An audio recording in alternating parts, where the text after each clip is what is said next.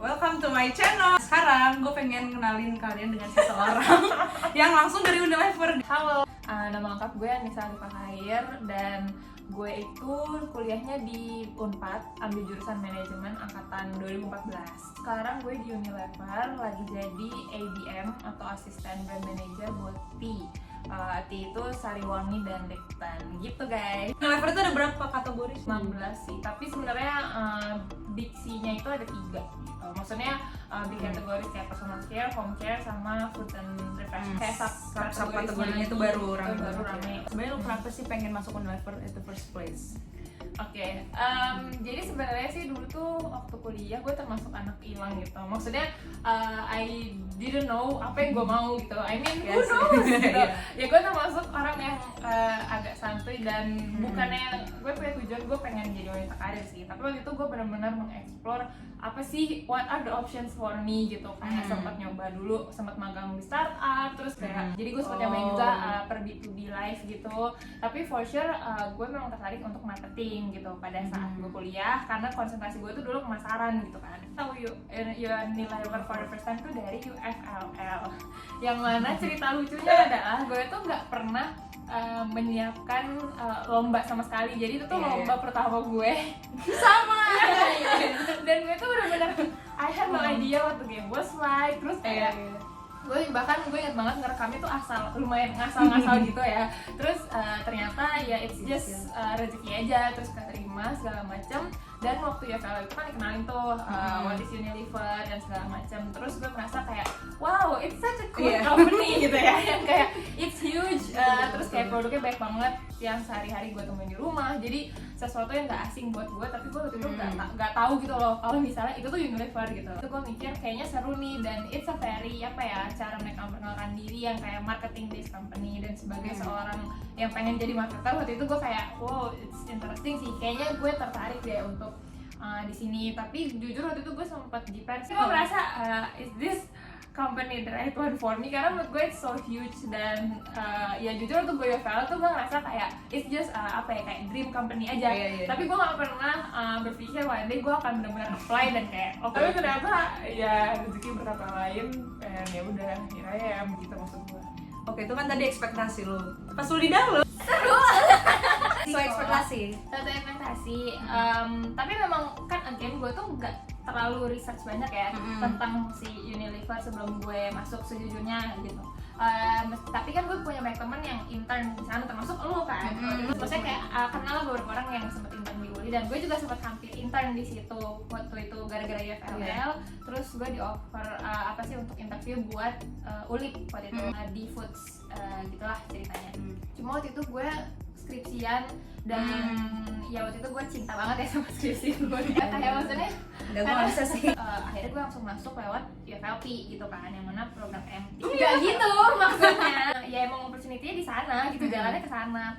Terus mungkin ekspektasi gue yang pertama itu adalah salah satunya kan sebagai MT kayak ada terms-nya gitu. Salah satunya kayak bersedia ditempatkan di mana saja. Itu sih yang menurut gue the most yang beda dari ekspektasi gue itu doang sebenarnya. Karena itu gue nggak terlalu tahu tentang MT. Salahnya gue itu gue nggak research banyak gitu kan tentang MT, karena menurut gue yang gue tahu justru MT tuh kayak misalnya ada kontrak, terus kalau lo nggak, lo dapet penalti. Yang mana by default nggak ada di Unilever gitu. Karena tuh lebih kayak yang itu bersedia ditempatkan di mana saja. Dan pada saat itu I didn't realize bahwa Unilever is so big. Kemungkinan gue tempat di mana aja tuh literally di mana. Iya benar sih. Ada, tapi kayak waktu itu gue mikirnya gue nggak tahu gue bakal ditempatin di mana. Terus gue mikirnya paling di kota besar. Dan bener sih, anyway gue ditempatin. Lu termasuk ya. I'm the lucky one. Karena gue ditempatnya tuh di Bogor. Tapi emang di kota yang Bogor banget.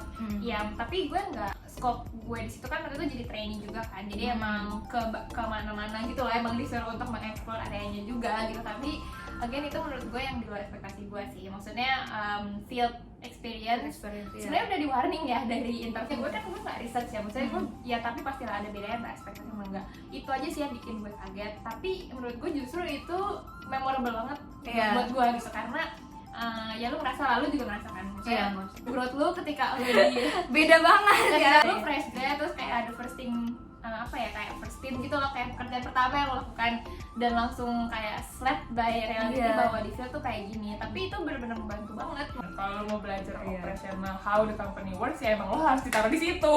Kalau misalnya lo di HO, menurut gue lo tuh just read the numbers kan. Kayak lo tahu kapan produk dikirim, simpelnya gitu. Tapi lo tuh nggak pernah, kalau lo nggak pernah ke field tuh lo nggak pernah tahu proses pengirimannya tuh kayak gimana. Lo nggak pernah ngejalanin. Kalau lo baca slide-nya doang sih, ya udah. Tapi kalau lo bener-bener ada di situ, lo tahu sampai detail-detailnya, jadi lo kebayang gitu loh. This is how it works. Lebih cepet gitu loh bisnisnya ya. Ways of working-nya tuh, ya jadi lo ngerti lah gitu. Nggak cuma sekadar teori doang, tapi lo menjalani. Yang mana menurut gue emang itu perlu gitu. Gue ngerasa gue perlu itu, cuma memang kaget aja gitu kan. Kayak maksudnya karena ya kaget lah. Tadi kan kita udah cerita ULIP, UFLP, UFLL. Nah, mungkin masih banyak yang belum tahu nih, Ca. Unilever itu ngasih program apa aja sih ke mahasiswa? Not a very relevant source ya. Lo bisa cek sendiri di Instagramnya kami Unilever. Pokoknya official website-nya dia. Cuma memang yang gue tahu untuk fresh grad itu 3 sih, UFLL, ULIP, sama UFLP. Yang mana sebenarnya itu requirement-nya gue juga nggak terlalu update sih sebenarnya. Iya sih, kayaknya udah berubah-berubah. Kayak udah berubah-berubah iya gitu kan, apalagi dengan sekarang. Cuma even sekarang tuh ULIP, maksudnya yang internship tuh ada di level area juga.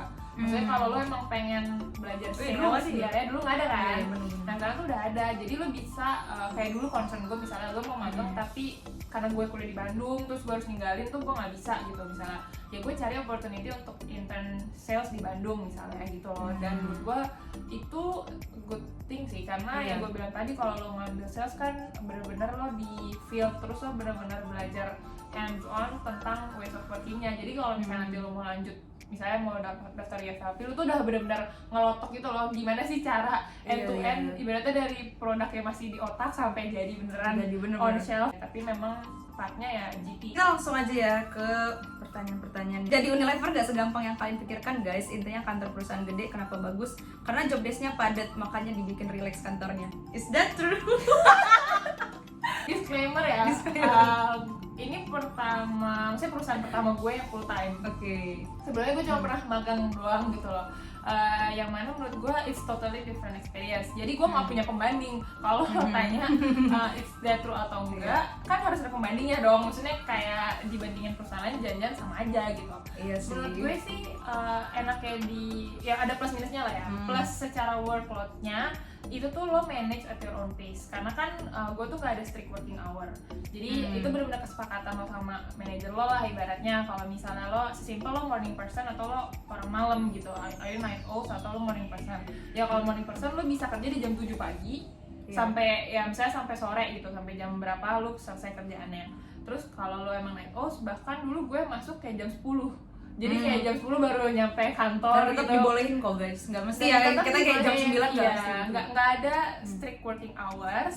Tapi lo harus disiplin karena ya maksudnya kan di sana tuh kerjaan tuh at your own pace, tapi kan tetap aja ya maksudnya responsibility di elu gitu loh. Jadi gimana cara lo tuh bisa manage. Nah itu bisa jadi lo enakan kayak misalnya lo nunda-nunda terus gitu loh.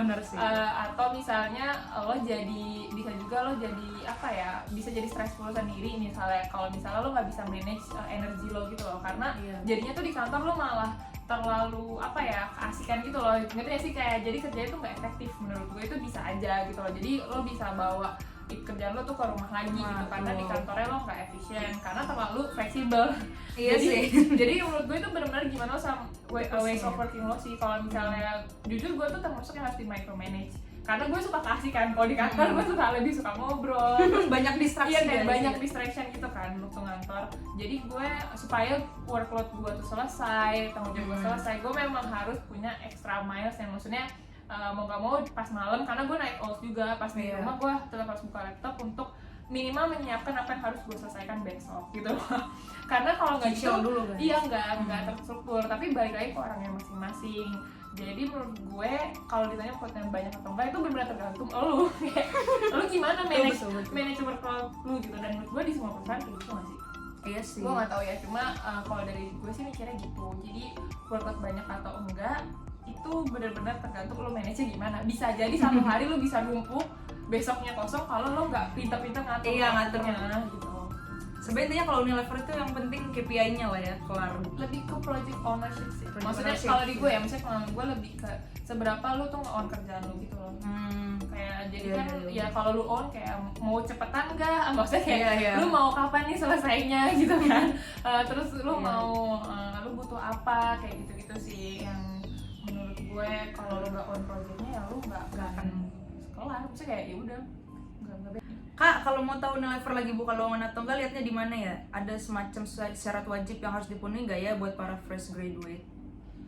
Again, gue tuh gak pernah cari tahu karena anyway udah di dalam perusahaan gue gak pernah, maafin gue lah, gue gak tahu update soal itu. Cuma yang tadi gue bilang lo bisa cek Instagramnya, Bisa cek Instagram. Unilever, terus Dan websitenya juga websitenya ada. juga update kok. Websitenya juga update. Terus kalau syaratnya sih setahu gue apa ya, kalau nggak salah tuh GPA ada ya. Ingat nggak? GPA enggak sih. Enggak ya? Gue nggak naruh di CV gitu kalau nggak salah ya. Gue juga udah lupa sih, coba ya cek sendiri. gue takut salah Iya, iya, informasi. Cuma seingat gue sih kalau nggak salah nggak ada Cuma rules yang spesifik YoVLP banget. kemarin tuh lu daftar dari mana? Sebenarnya sih waktu itu gue sempat apply jalur manual juga. Oh, kalau gue ingetnya sih ya awalnya itu kan yang kita ikut YoVL. Karena itu ya, karena kenal sih. Iya, karena kenal. Tapi gue inget tuh karena sempat nyebarin link kan untuk untuk daftar, siapa yang mau daftar YFLP gitu kan. Iya, Terus iya. gue nanya ke HR-nya, gue mau ikut, gue bilang gue mau ikut, harus isi nggak gitu. Nah terus tuh disuruh isi gitu ceritanya. Ya udah gue ngikutin jalur biasa, cuma seingat gue bahkan gue tuh sempat dapat email apa ya, pokoknya tuh kayak dapat email nggak bisa ngelanjutin gitu. Gue lupa, kalau nggak salah tuh gue fail di tes apa gitu, karena gue itu nggak ngerti kalau misalnya ini tuh harus tes atau enggak. Pokoknya tuh ada notif kalau gue tuh harus ikut tes apa sih Tesnya tuh ya. online gitu ya si Iya, iya, yang kalau nggak salah. Yang kayak game-game gitu kan. Iya benar. Nah terus pas gue iniin, gue lupa, gue tuh sempat nyobain kalau nggak salah, terus gue nggak lolos. Pokoknya dapat email intinya gue nggak bisa lanjutin. Nah terus gue ya udah, gue berarti udah fail nih sampai sini. Gue pikir ya udah gitu kan. Terus ternyata waktu itu gue sempat di telepon sama HR-nya. Karena gue kenal dia, nanya kayak kamu sekarang di mana. Jadi waktu itu gue sempat magang. Terus gue lagi magang, terus gue bilang aku lagi magang gitu kan. Terus dia bilang nih kita mau ada tes networking dinner dulu gitu kan. Mau apa, karena kemarin gue sempat chat dia, gue interested gitu. Terus gue bilang mbak tapi gue tuh udah dapet email rejection. Maksudnya gue bilang, dia bilang kalau nggak salah jadi tuh sistemnya itu berubah. Jadi sebelum UFLP sebelum gue itu memang harus ada online test gitu-gitu kan, Lu harus lulus banget gitu. Nah ternyata tuh pas yang ini tuh enggak gitu, yang penting gue ikut networking dinnernya. Terus ya udah gue ikut networking dinnernya, terus dapat email dengan camp, terus kita camp bareng. Terus ketemu lagi, terus udah medical check up, udah habis itu selesai sih. Cuma taunya dari, maksudnya kayak gue apply atau enggak itu gue juga bingung sih. Gue juga lupa sebenarnya, agak blur gitu lah. Iya. Tapi emang itu it's a huge advantage karena gue ikut UFLL. Iya sih. Maksudnya jadi seenggaknya tuh gue kenal sama HR-nya kan. Jadi tapi itu bukan berarti kayak koneksi juga, enggak sih. Lebih ke mereka nggak nyampein kalau lagi buka gitu. Jadi iya gue kan kenal gue nggak ngecek terus kan kapan sih bukanya gitu. Mungkin kalau sekarang lebih jelas gitu kan, ada Instagram. Kalau dulu tuh belum. Iya, enggak. Itu Masih blur banget bener. Dan emang program UFLP yang batch gue itu yang baru, maksudnya kayak jadi tuh programnya sebelumnya dibuat beda, baru, ya? Sebelumnya tuh emang beda dan selalu berubah sih setahu gue. Maksudnya kan ya pasti dia kurikulumnya berubah, terus KPI-nya juga berubah lagi, yang dicari orangnya terus-terusan berubah. Cuma pas gue tuh beda sama yang sebelumnya. Nah tapi ya itu ceritanya. Jadi sebenarnya gue juga bingung, itu jatuhnya gue tuh daftar tapi gue sempet ketolak kayak ditelepon untuk networking, yang mana gue nggak ngerti deh tuh pertimbangannya gimana. Tapi bisa dibilang gue apply tetap lewat HR. Iya sih, tapi menurut gue emang UFLL itu huge advantage buat kita sih kayak. Gimana ya, kayak info dapat ya lebih cepat karena kita juga udah masuk ke kayak forum mereka gitu loh, langsung sama orang-orang dalamnya gitu. Jadi kayak info-infonya pasti langsung di situ. Kita bisa langsung nanya di situ. Agree sih. Buka intern atau magang buat mahasiswa nggak kak? Sebenarnya ULIP itu buat angkatan berapa sih kak? Ada nggak sih ketentuannya kayak misalnya harus final year gitu minimal kalau nggak salah final year student sih. Kayak kita kan ada tahun ketiga tuh ada KP kan. Nah itu bisa daftar juga sih ke mereka.